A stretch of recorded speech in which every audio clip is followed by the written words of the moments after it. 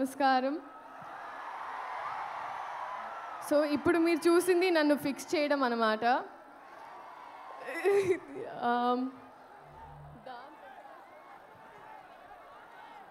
Okay, so dance తర్వాత చేద్దామండి. First మాట్లాడతాను.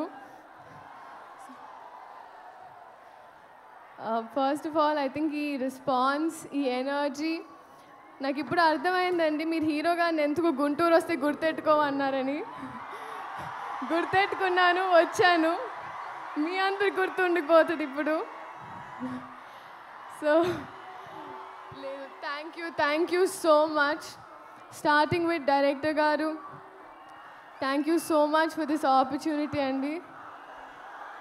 ఎన్ని పుస్తకాలు చదివితేనో, ఎన్ని ఎక్స్పీరియన్సెస్ ఉంటేనో ఆ నాలెడ్జ్ని అంతా అలా మీరు దారబోస్తారు ఒక మొక్కలో, ఒక మాటలో, ఒక పాటలో. అండ్ అదే మాకు that means so much to us. And Raghavendra Rao గారి తర్వాత మళ్ళీ ఒక రీలాంచ్ లాగా అయిపోయిందండి నాకు ఈ సినిమా. And thank you so much Ammu, మీ క్యారెక్టర్ నా చేతిలో పెట్టినందుకు.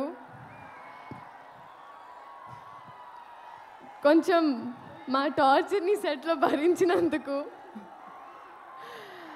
అండ్ ఎప్పుడు గైడ్ చేయించినందుకు thank you so much sir.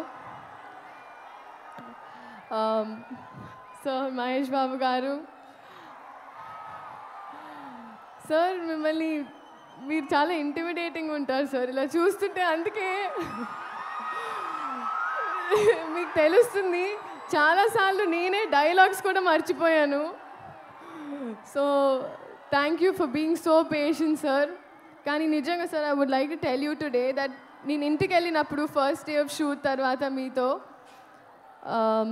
When I went back home, నన్ను ఇంట్లో వాళ్ళు అడిగారు ఎలా ఉంటారు ఏంటి అని. మామూలుగా ఎలా అయితే అదే ఆస్క్ ఎవ్రీవన్.